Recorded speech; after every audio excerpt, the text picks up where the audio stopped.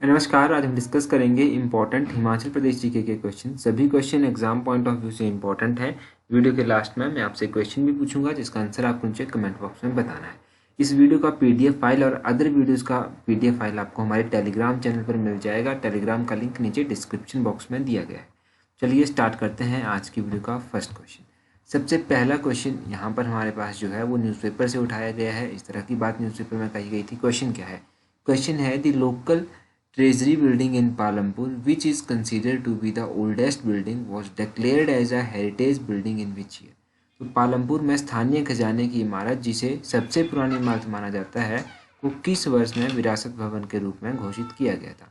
देखो, इस इमारत को जो था वो हेरिटेज लिस्ट में जो था वो शामिल किया गया था स्टेट गवर्नमेंट के द्वारा, राज्य सरकार के द्वारा शामिल किया गया था। और कब किया गया था? 2010 में किया गया था। ऑप्शन बी जो है वो सही। अब 2010 में इसे यहाँ पर शामिल किया गया था। इस बिल्डिंग के बारे में थोड़ी सी जानकारी देख लीजिए। देखो, ये जो हिस्टोरिकल बिल्डिंग है ये ब्रिटिश सरकार के द्वारा बनाई गई थी, या तो इस तरह से कह सकते हैं कि ब्रिटिशर्स के द्वारा बनाई गई थी। 1905 में जब भूकंप आया था, उस भूकंप के बाद ये बिल्डिंग बनाई गई थी और राज्य सरकार के द्वारा 2010 में इसे जो था वो हेरिटेज बिल्डिंग का दर्जा जो था वो दिया गया था, या फिर हेरिटेज सूची में इसको दर्ज किया गया था। इसके अलावा उस टाइम के मुख्यमंत्री वीरभद्र सिंह जो थे उन्होंने इसे दर्जा दिया था और उन्होंने ये बात भी कही थी अथॉरिटीज़ को कि इस बिल्डिंग को जो है वो प्रॉपरली मेंटेन किया जाए। इसलिए ये बिल्डिंग इम्पॉर्टेंट न्यूज़ में चली थी, अभी न्यूज़ में चली थी। अभी बात करते हैं कुछ इंपॉर्टेंट बिल्डिंग्स की जो हिमाचल प्रदेश की हैं। तो यहाँ पर देखिए ये कुछ बिल्डिंग्स हैं। पहले तो रोथनी कैसल बिल्डिंग है, ये 1838 में बनी थी। ए.ओ. ह्यूम ने इसे जो था यहाँ पर इंडियन जो नेशनल कांग्रेस थी इसका विचार फॉर्मेशन करने का जो था विचार उनके मन में आया था। गॉर्डन कैसल बिल्डिंग जो है ये 1901 से लेकर 1904 के बीच में बनी थी।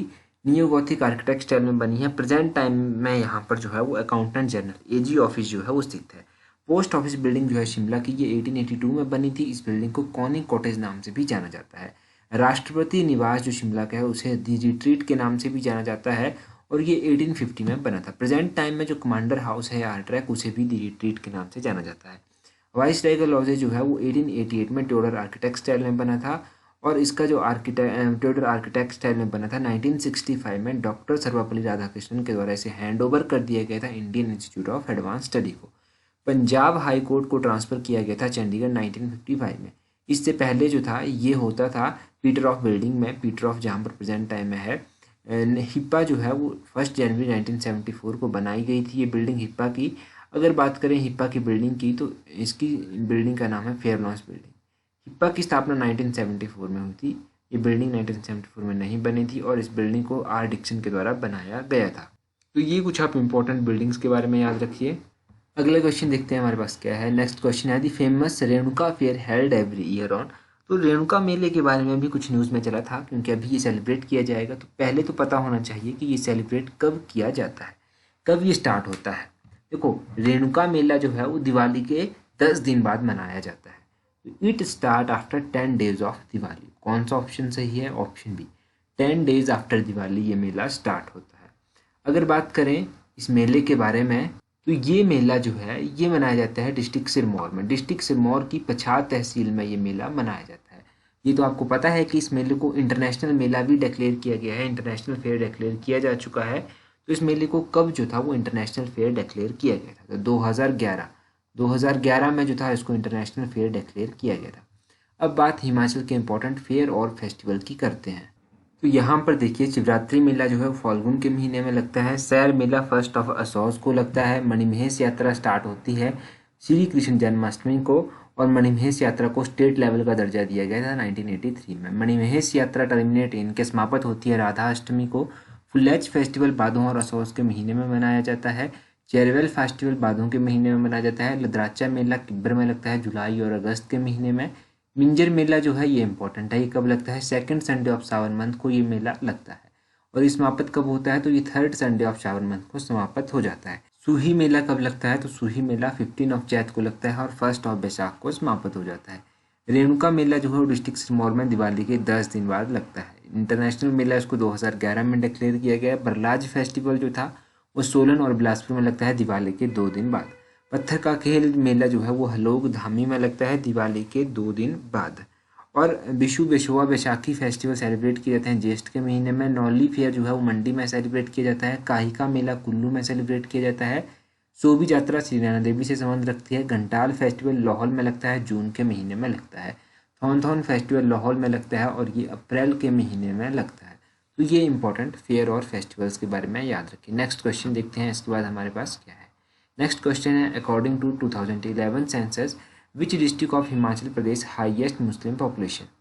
सबसे हाईएस्ट मुस्लिम पॉपुलेशन 2011 की जनगणना के अनुसार जो है वो कहाँ पर है, वो है डिस्ट्रिक्ट सिरमौर में। ऑप्शन ए जो है वो सही आंसर है। अच्छा, आपको यहाँ पर डाउट होगा थोड़ा सा डिस्ट्रिक्ट सिरमौर और डिस्ट्रिक्ट चंबा के बारे में। देखो, डिस्ट्रिक्ट सिरमौर में हाईएस्ट पॉपुलेशन है वो कितनी है, वो है 33,215। ठीक है, ये मुस्लिम पॉपुलेशन है कहाँ की, 2011 की जनगणना के अनुसार डिस्ट्रिक्ट सिरमौर की। और डिस्ट्रिक्ट चंबा की कितनी है, डिस्ट्रिक्ट चंबा की है 32,455। तो ये है डिस्ट्रिक्ट चंबा की। तो इस हिसाब से सिरमौर की जो है वो हाईएस्ट पॉपुलेशन है। लोएस्ट मुस्लिम पॉपुलेशन कहाँ पर है, तो लोएस्ट मुस्लिम पॉपुलेशन जो है वो है लाहौल स्पीति की। लाहौल स्पीति की है 2011 की जनगणना के अनुसार लोएस्ट मुस्लिम पॉपुलेशन। ये क्वेश्चन आई थिंक किसी एग्जाम में भी पूछा गया था। अभी रिसेंटली कोई एग्जाम हुआ था, ऑनलाइन एग्जाम था शायद, उसमें पूछा गया था।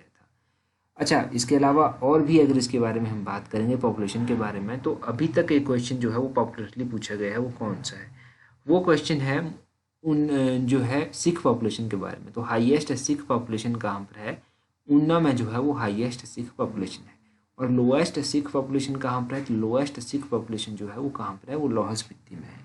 तो ये पॉपुलेशन के बारे में आप याद रखिएगा, highest Muslim population, highest Sikh population, lowest Muslim population, lowest Sikh population, ये सब आप याद रखिएगा, इंपॉर्टेंट है। नेक्स्ट क्वेश्चन देखते हैं। नेक्स्ट क्वेश्चन है, which of the following combination is correct. इनमें से कौन सा संयोजन ऐसा है जो सही बताया गया है। सबसे पहले बात की गई है कर्थी की। कर्थी क्या एक म्यूजिकल इंस्ट्रूमेंट है। दूसरे नंबर पर बात की गई है झूरी की। झूरी क्या एक मैरिज का काइंड है। और तीसरे नंबर पर बात की गई है लांग धर्मा की, क्या ये डांस है। और तीसरे नंबर पर बात की गई है बाख्यान की, क्या ये मैरिज का टाइप है। वो आपसे पूछा गया है कि इनमें से करेक्ट कौन सा है, तो ऑप्शन सी जो है वो करेक्टली बताया गया है। ये जो लांग धर्मा है ये क्या है, ये डांस का टाइप है। ठीक है, इसके बाद अगर बात करें ये बाकी ऑप्शन जो दी गई हैं, देखो सबसे पहले यहाँ पर दी गई है ये बाख्यान। तो बाख्यान क्या है, ये एक मैरिज का टाइप है, नहीं ये मैरिज का टाइप नहीं है, ये डांस का टाइप है। तो ये तो डांस का टाइप आया। अगर बात करेंगे उसके बाद झूरी की, तो झूरी क्या एक काइंड ऑफ मैरिज है। तो झूरी जो है काइंड ऑफ मैरिज नहीं है, तो फिर ये क्या है, तो झूरी जो है ये टाइप ऑफ सॉन्ग है। ये टाइप ऑफ सॉन्ग है और ये महासू और सिरमौर में जो है वो प्रिवेल्ड है, प्रचलित यहाँ पर है महासू और सिरमौर में। अगर बात करें कर्थी की, तो कर्थी क्या है, तो कर्थी जो है ये एक टाइप ऑफ डांस है। और ये टाइप ऑफ डांस है तो कहाँ पर ये टाइप ऑफ डांस है, तो कर्थी जो है ये टाइप ऑफ डांस है डिस्ट्रिक्ट कुल्लू में। तो ये सब आप याद रखिएगा जो भी मैंने आपको बताया इन सभी के बारे में, क्योंकि यहाँ से एग्जाम में क्वेश्चन पूछा भी गया है और पूछे जाने की संभावना भी यहाँ से काफ़ी रहती है। नेक्स्ट क्वेश्चन देखते हैं हमारे पास क्या है। नेक्स्ट क्वेश्चन है, Nahan foundry limited was set up by Raja Shamsher Singh in 1875 taken over by state government in. तो नाहन फाउंड्री जो है इसकी स्थापना राजा शमशेर सिंह के द्वारा 1875 में की गई थी। इसे जो था वो स्टेट गवर्नमेंट के द्वारा कब अपने अधीन कर लिया गया था, तो इसे जो था वो राज्य सरकार के द्वारा हैंड ओवर किया गया था या फिर टेक ओवर किया गया था 1965 में। ऑप्शन डी जो है वो सही आंसर है 1964। अच्छा, 1964 में राज्य सरकार के द्वारा इसे ले लिया गया था। अगर बात करें राजा शमशेर सिंह की, तो पहली बात तो आप यही याद रखिए कि राजा शमशेर सिंह के द्वारा जो था क्या किया गया था, नाहन फाउंड्री की स्थापना की गई थी 1875 में। अच्छा, दूसरे नंबर पर आप याद रखिएगा कि राजा शमशेर सिंह जो थे इनके द्वारा एक बैंक की स्थापना भी की गई थी डिस्ट्रिक्ट सिरमौर में। इस बैंक का नाम क्या था और इस बैंक की स्थापना कब की गई थी। देखो, ये जो बैंक था इसकी स्थापना राजा शमशेर सिंह के द्वारा की गई थी 1893 में और इस बैंक का नाम था नाहन नेशनल बैंक। तो नाहन नेशनल बैंक इसका नाम था, परंतु 1944 में जो था इस बैंक का नाम बैंक ऑफ सिरमौर रखा गया। ये भी आप याद रखिएगा कि नाहन नेशनल बैंक का नाम बदलकर बैंक ऑफ सिरमौर कब रखा गया था, तो 1944 में। और इसकी स्थापना कब की गई थी ये भी आपको पता होना चाहिए। नेक्स्ट क्वेश्चन देखते हैं हमारे पास क्या है। नेक्स्ट क्वेश्चन है हमारे पास, what is the script of earliest epigraphically a rock inscription at Pathiyar and Khanihara in Kangra. Kangra के पठियार और खनिहारा में जो प्राचीनतम युगांतरिक रूप के शिलालेख हैं उनकी लिपि क्या है। ये लिपि भी कई बार एग्जाम में पूछ जाती है। तो उनकी लिपि जो है वो कौन सी है, वो है ब्राह्मी और खरोष्टी। ऑप्शन सी जो है वो सही आंसर है, ब्राह्मी और खरोष्टी उनकी लिपि है। अब यहाँ से आप क्या याद रखेंगे, यहाँ से पहले तो आप याद रखिएगा कि खनियार और पटियाला में जो था वो क्या मिला था, ब्राह्मी और खरोष्टी में जो था वो लिपियाँ मिली थी। ठीक है, ये आप याद रखिएगा। और खनियार और पटियाला है कहाँ पर, तो ये डिस्ट्रिक्ट कांगड़ा में पड़ते हैं। बस इतना सा याद रखिएगा, ज़्यादा याद रखने की ज़रूरत नहीं है यहाँ से। नेक्स्ट क्वेश्चन है, who was the chairman of joint meeting of Shimla hills states rural and Prajamandal representative held in January 1948 at Solan. तो जनवरी 1948 में सोलन में जो था वो आयोजित शिमला पहाड़ी राज्यों के शासक और प्रजामंडल के प्रतिनिधि की संयुक्त बैठक के अध्यक्ष कौन थे। देखो, जनवरी 1948 में जो था वो सोलन में एक बैठक आयोजित हुई थी जिसमें शिमला पहाड़ी राज्य और प्रजामंडल के प्रतिनिधि जो थे उन्होंने भाग लिया था। तो इसकी अध्यक्षता की गई थी दुर्गा सिंह के द्वारा। ऑप्शन सी जो है वो सही आंसर है। ये इंपॉर्टेंट क्वेश्चन है, एचएएस के एग्जाम में भी पूछा गया है और बाकी कई एग्जाम्स में भी पूछा गया है। तो दुर्गा सिंह का नाम याद रखिएगा। अब कुछ इंपॉर्टेंट प्रजामंडल या फिर आंदोलन जो अभी तक हुए हैं उनको एक बार रिवाइज कर लेते हैं। तो ये कुछ फेमस आंदोलन है, जैसे कि नालागढ़ आंदोलन, ये 1877 में हुआ था। भागल विद्रोह 1905 में हुआ था। डोडरा कवार विद्रोह 1906 में हुआ था। कुनिहार किसान आंदोलन 1920 में हुआ था। चंबा सेवक संघ की स्थापना 1936 में की गई थी। धामी प्रेम प्रचारणी सभा की स्थापना 1937 में की गई थी। भागल प्रजामंडल 1938 में हुआ था। कुनिहार प्रजामंडल 1939 में हुआ था और ढांढरा आंदोलन 1930 में हुआ था। तो ये कुछ आप याद रखिएगा, जितने भी हैं सारे इंपॉर्टेंट हैं। नेक्स्ट क्वेश्चन देखते हैं। तो अभी जो नेक्स्ट क्वेश्चन यहाँ पर है वो इस तरह से है, इन विच ईयर वॉज स्वर्ण जयंती स्वरोजगार योजना लॉन्च्ड इन हिमाचल प्रदेश। तो हिमाचल प्रदेश में स्वर्ण जयंती ग्राम स्वरोजगार योजना कब लॉन्च की गई थी। तो देखो, ये योजना जो थी हिमाचल प्रदेश में लॉन्च की गई थी 1999-2000 में। तो कौन सा ऑप्शन सही है, ऑप्शन बी जो है वो सही है, 1999-2000, 1999 और 2000 में इस योजना को शुभारंभ किया गया था या फिर चलाई गई थी।